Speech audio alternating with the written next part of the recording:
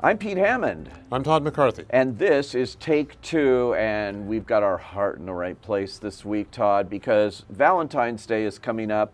And next to Christmas, I think this is becoming a movie kind of holiday. There's so many movies being made for streamers and things, mostly streamers now. Netflix, I just saw one called Your Place or Mine with Reese Witherspoon and Ashton Kutcher. There's all kinds of rom-coms like that now that they've produced especially to come out around Valentine's Day. Theatrically, we have Magic Mike opening this weekend from Steven Soderbergh, and that is tied to Valentine's Day too. It's more of a romantic thing than the first two Magic Mikes. And the re-release of Titanic, which is one of my recommendations actually for watching a movie that's got its heart in the right place for this particular holiday, Valentine's Day. I don't even know if it's a holiday, but people treat it that way.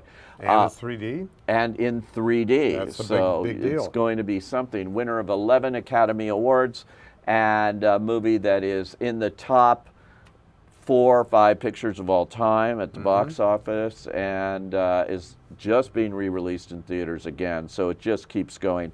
I think if you want to get in the mood for Valentine's Day, this is one. It's really romantic and also exciting because this spoiler alert, the ship sinks. But well, it's also a film that I think people would go to see again and in 3D. Yeah, I think so because too. Most people really liked it the first time, and it's been a few years, so yeah. I think a lot of people will return to it. Yeah, so I think that's a good one for Valentine's Day.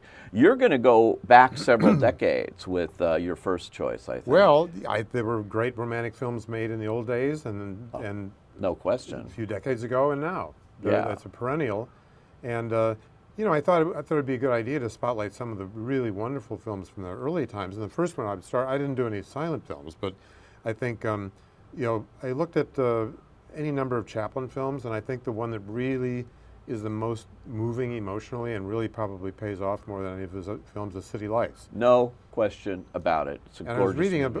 Old reviews of it, and a lot of people felt that he did achieve kind of a perfection with that film. It was the favorite Chaplin film of almost all other filmmakers. Yeah.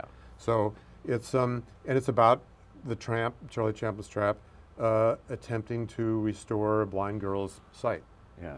And so it's a very compelling story. So sweet though. It's such wonderful in so many ways. Yeah. So it's a beautiful movie in gorgeous black and white, as all of those films were then, and one that has held up and lives on in all kinds of new digital versions, and they've spruced it up many different times, and it's ever so available out there to see over Valentine's Day. But the central core of it is so strong that you can have all the frills and all the wonderful merits of the film, but it's at its core, it's a great film where someone, the tramp is trying to help this young lady, and it just pays off in every possible way. It's a fantastic movie. I really liked it. I'm not going back that far, but I will mention, actually I'm going to lump 3 movies together. Going back to the early 50s with Roman Holiday. I love Audrey Hepburn, and she's made 3 of my favorite movies that deal with relationships and marriage and romance and all of that. And Roman Holiday is a film from William Wyler that won her Academy Award for Best Actress. At what age? Right off the bat, like early 20s. Early 20s for sure. And she deserved it too, playing a princess who goes to Rome, and a reporter played by Gregory Peck.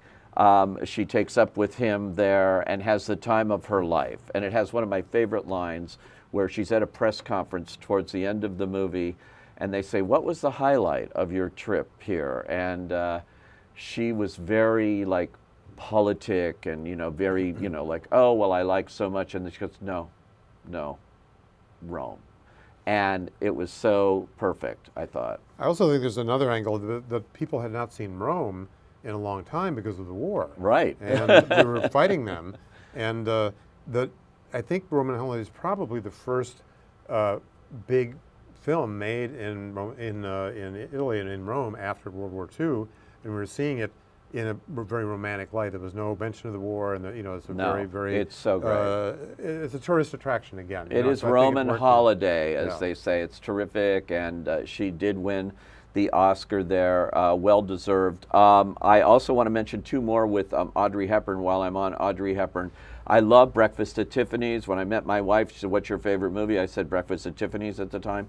She said Breakfast at Tiffany's too. I did it, huh? Even though Mickey Rooney is in it. Well, I sort of discount that part of the movie. I love the whole relationship between Holly Golightly and George Papard's character and the cat. One of the great endings. Delightful film. One of the great endings in Hollywood in terms of romantic movies. There in the Rain, looking for that cat, and Moon River, of course, won the Oscar for music for that, and it's so tied to it. I also loved, on a different level, Two for the Road, which I think is one of the most underrated movies ever, from Stanley Donen, Audrey Hepburn, Albert Finney, 12 Years in the Life of a Marriage, but it's edited in different ways. It goes back and forth in the life of their relationship, of their marriage.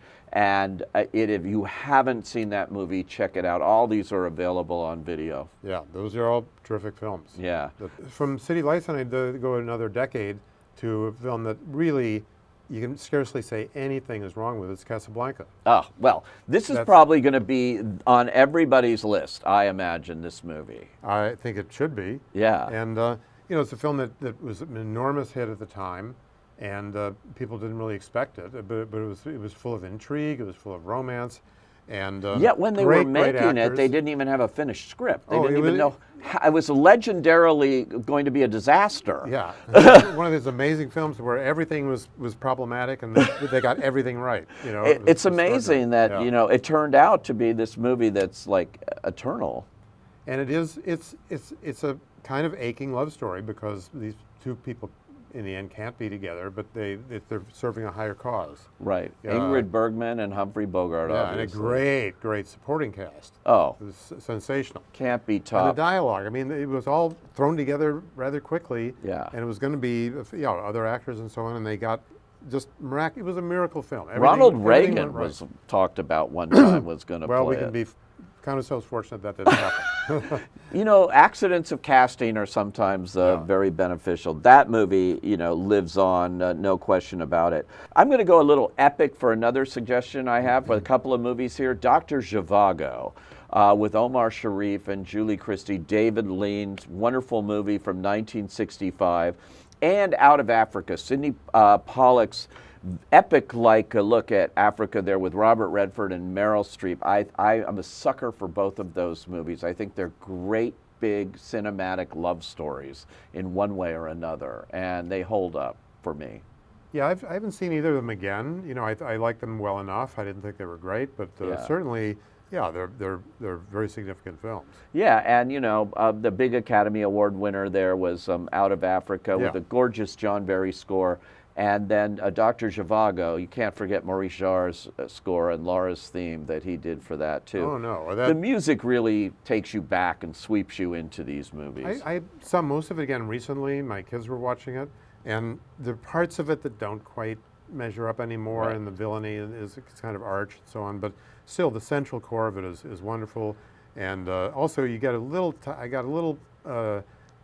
Idea that yes, this film was shot in Spain and it's not quite as cold as it should have been, but nonetheless, that is true. The great heavy, Rod Steiger's heavy is a very, you know, nasty guy. So I think it's very good. I don't think it's quite on the level of the best films. And you mentioned Charlie Chaplin. Well, that has Geraldine Chaplin in it. You know, his daughter. So in one of her early films there too, little tie-in. Well. One of my favorite films of all time is Children of Paradise, which is a great film made in through the war, and everyone came to work on it in the south of France, where they were able to with great difficulty put it together, and when it came out, it was just acclaimed as this great French film, and it's remained there ever since. It is a tremendous film. It's a 3-hour film, but with a great cast. Again, one of those films where everything just happened to be right. But they made it under very, very tough conditions in the south of France during the war. Yeah.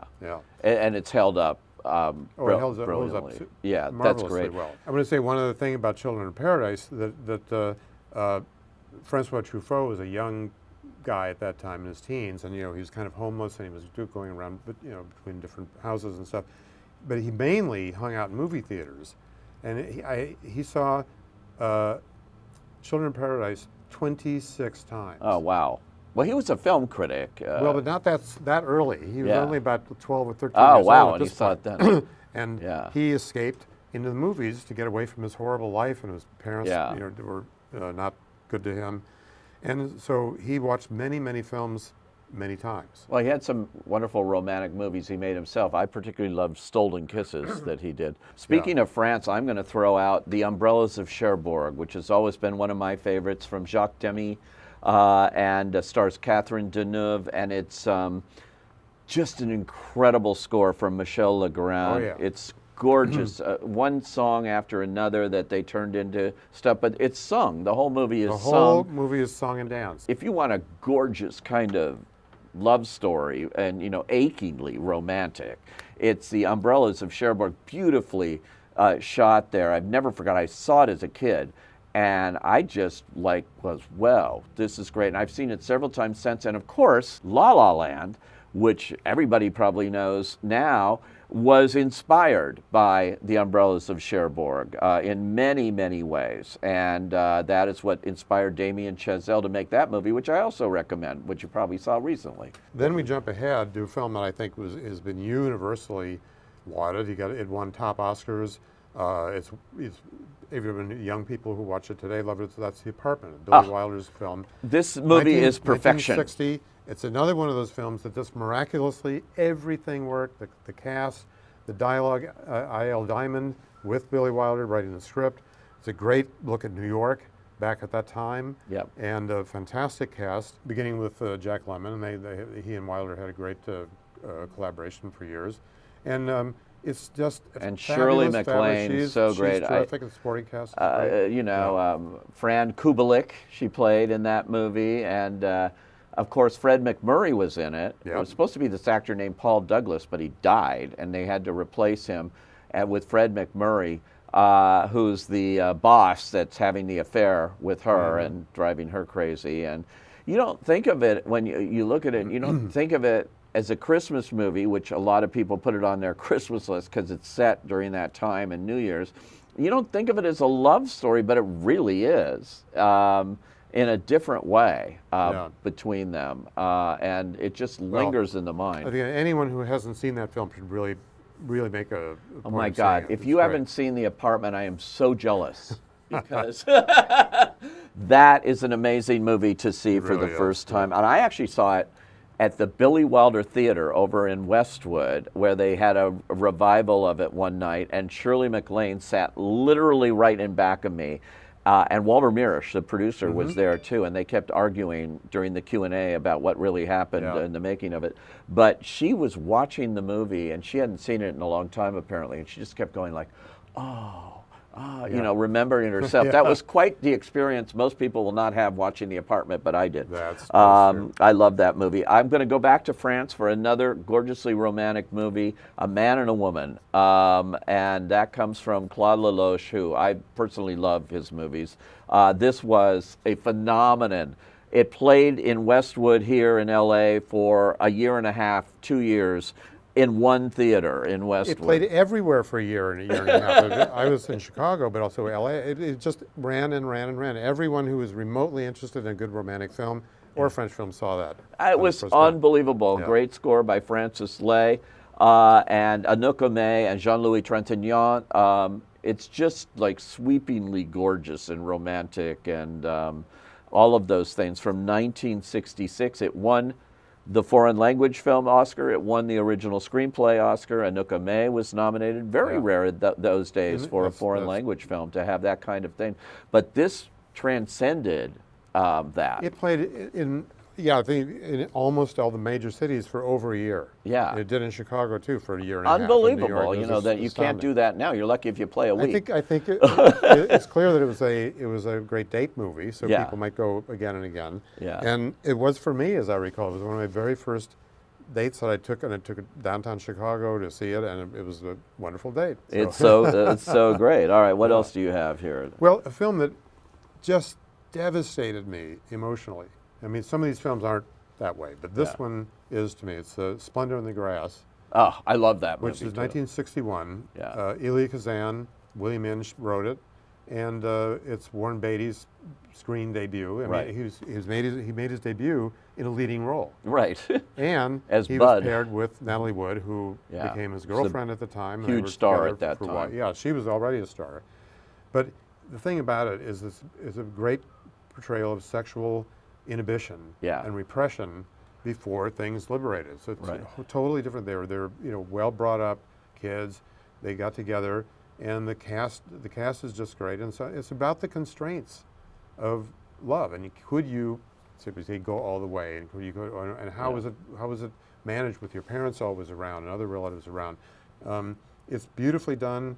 It's agonizing. It is. from a I was going to romantic say, point of it's view. not, if you're looking for an easy time of a romantic movie, this one goes in places that's difficult. Yeah, but let's face it, many of the best romantic films are about romantic relationships that don't work out. Right. These, Yeah. tragic might be too big a word, but it's about things that should be right. Maybe they were right for a while, but then they go wrong, or they can't be consummated for one reason or another. Yeah. And it's really, really good film. And I don't know if I've seen that much today, but I know when I saw it again at the LA County Art Museum a number of years ago, it went over great. Yes. It's not as available as some of these other movies, oddly enough. I don't know why. I mean, you can certainly see it, but The thing with Beatty is his debut. Yeah. People could agree with that. But anyway, I highly recommend it. It's And great. It's a film that really tore me up emotionally when I first saw it. I agree with that. A film about a romance of a different stripe is Harold and Maude.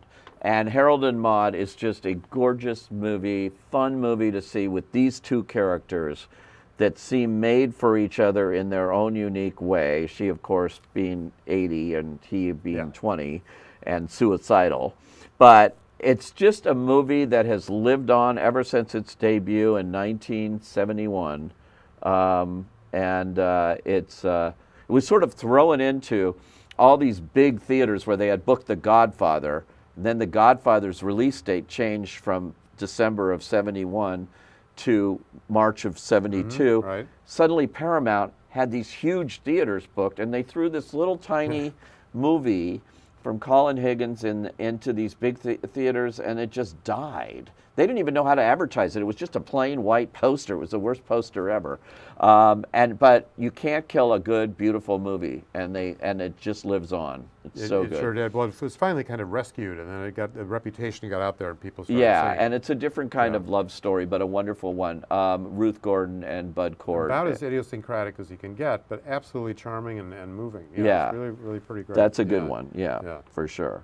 And I will certainly, Jules and Jim. Yep. Yeah. That's one of the, also, Francois Truffaut's third film. Right. And very moving, and well, it's a great love story until it suddenly isn't. at the Yeah. end. And Classic.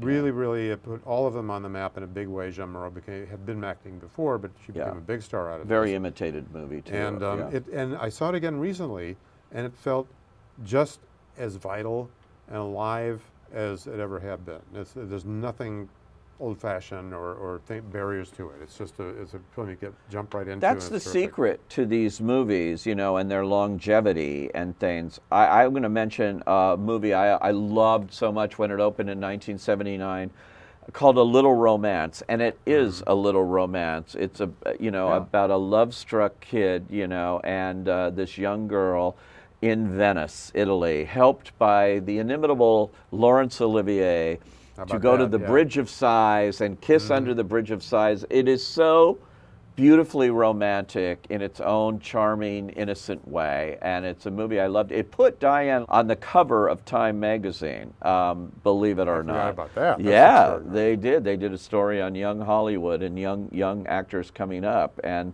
this was, their first big movie, and it's a charming little movie. Alan Burns, who created the Mary Tyler Moore Show with Jim Brooks, wrote the screenplay and got an Oscar nomination for it. It's not as remembered much today, but it's definitely worth checking out. It really is. It's very, Yeah. very good. And really, one of the, I think, the highlights of the 70s, Woody Allen made so many films, one film a year there, but the film that obviously stood out was Annie Hall. Right. And if you haven't seen it, you got to see it. Big Oscar It's winner really that year. Tremendous. One, yeah, it was up against a lot of big films. Yeah. And it walked off with all the big ones. And Woody Allen, would never show up at the Oscars to collect his prizes. He never did. He showed up once after 9/11 to do a salute to New York City, but it wasn't for anything he won. He felt he was there. That's the only time he ever went to the Oscars. But Annie Hall, of course, Diane Keaton is so great and won the lead everything actress. in that film clicked. I mean, it's funny. It's a great portrait of New York at that time, but it's got that serious undercurrent. Yeah. And finally, it's very, very moving at the end. But if you want to see a portrait of New York at that time, this is the best film you could want to see. There's big, successful romantic movies that I could mention and go on about, but I do want to mention a movie called Sleepless in Seattle. And I was thinking, which of the movies of love affair, of Affair to Remember, of Love Affair Again with Warren Beatty, all based on this kind of star-crossed romance here. Cary Grant and Deborah Kerr, of course, in Affair to Remember in 1957. Which of them would I include? Because it is a great romantic story that's been told many times by Hollywood. I chose Sleepless in Seattle, which is about the characters watching An Affair to Remember and crying and going, oh my God. And then the story with Tom Hanks and Meg Ryan sort of becomes that story as well, where they agree to meet at the top of the Empire State Building or one of those places. And it's a star-crossed romance again, and I just love Sleepless in Seattle. I thought it was a great movie. Well, a film that I think should be on this list is Brokeback Mountain. Oh, okay, yeah. Because it was a step forward in terms of, let's say, a gay relationship, which maybe wasn't, we don't know exactly what happened in it, but it was still a film that it was Ang Lee directed it, and you'd never seen this before. No. A film set in the West with these two guys, and they're working, they're around each other for a long time, and then finally they kind of realize what's going on. And I think it's a very, very, very fine film that you have to call it tragic romance. Yeah. And another one, a film that I adore, that is little seen, but I think is one of the most profound love stories of all time, is Only Lovers Left Alive. Yeah, I know. I thought that was an interesting choice for you there. I wouldn't have thought of that. An extraordinary film about basically, I mean, it's not, this is putting it too crudely, but vampires who are living forever. Yeah. And they go back to Africa, North Africa at one point, but they live a kind of hipster intellectual life in New York City in the Village, and they go on there forever and ever and ever. And it's a really, really different film, and I just adore it. I think it's something very special. And then there's one more, the Pavel Pawlikowski film, Cold War. Right. Which is set in the 1950s. Polish film. A Polish musician, and they want to get out, and so this guy and his girlfriend manage to, under the communist regime, they get to go and perform elsewhere, and you really confront the difficulties of what people like that, artists, musicians, singers, went through to try to even do what they're doing under this communist regime. It's a really good portrait of that, as well as a really terrific love story. Yeah, there's so many more, like I said, that you can do. You can do stories about a man in love with his car, Tucker. You can do stories about kids in love with their dogs. My Dog Skip's one, I'd say. If you want to see a beautiful love story between a human and an animal, it's that one. So many different kinds of movies. I didn't even mention Phil Kaufman's The Unbearable Lightness of Being, which I love too. We could go on all day. Yeah. There's so much out there to see. So we've given you a lot of really good recommendations, if I might pat myself on the back, and Todd too. I don't think you can go wrong with any of these. I don't think you can go wrong with any of these, indeed. I'm Pete Hammond. Todd McCarthy. And this has been Take Two.